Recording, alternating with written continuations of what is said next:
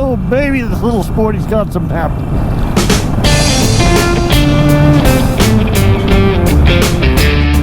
Hey everybody, welcome back to the channel. I'm Justin, this is Whiskey and Rides.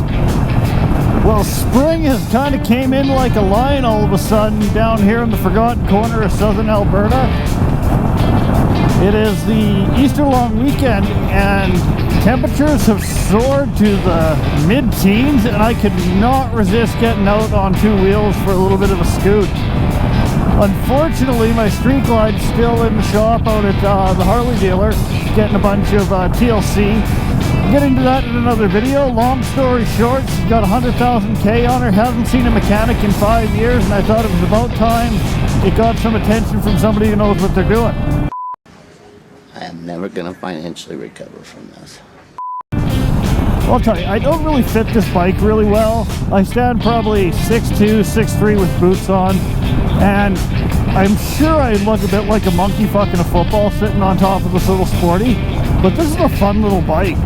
It is agile and got all sorts of get up and go, and this is a cool little bike to rip around on. I'm sure I'm going to end up taking this out a few more days this year.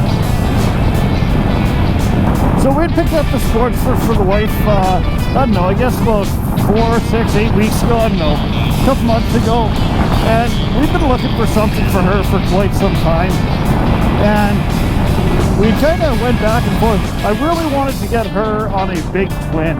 I thought something maybe like a Softail Standard, a Heritage Classic, maybe even a Street Bob, something like that, something that she wasn't going to grow out of, but every time she sat on one, she just really wasn't comfortable with the physical size of it. And we also had a look at some adventure bikes. One that we had a really close look at last year and also over the winter here was the Triumph 660 Tiger. But when she looked at that, it really just didn't fit her right. The seat height was about 33 inches, I think, 32, something like that. Anyway, long story short, even with the suspension adjusted, she could not flat foot the bike properly and didn't feel comfortable with it. So when this little sporty popped up, we went and had a look at it. She sat on it. She really liked that it had bags and a tour pack already included.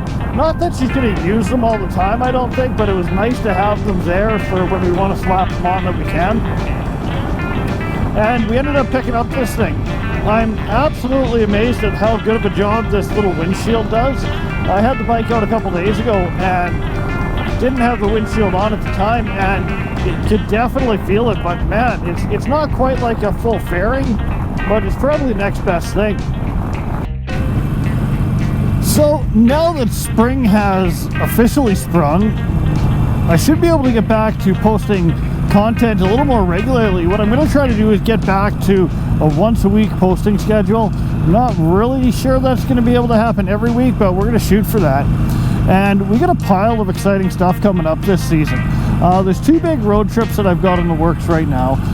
The first big trip is me and the wife for loading up for the Canada Day long weekend and going to head out to the Toad Rack Motorcycle Campground out in BC. And from there, we are going to be heading further into British Columbia, heading all the way out to the west coast.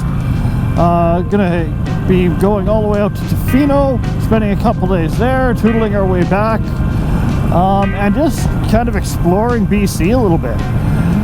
I've got some pretty exciting stuff planned for the wife. I've got a surprise for her. She has no idea what's going to be happening, but sometime in that 10-day trip, she's going to be losing her shit. She's going to be super excited. Cool. Some boys out doing work today. What do we got here? So the second trip is not quite as well formed, I guess, yet. But what I'm thinking is I'm going to head out to the west coast, somewhere in Oregon, and start heading south down the Pacific Coast Highway and follow that all the way down to California, and then from there cut cross country and head up to Sturgis for the 83rd annual Sturgis Motorcycle Rally.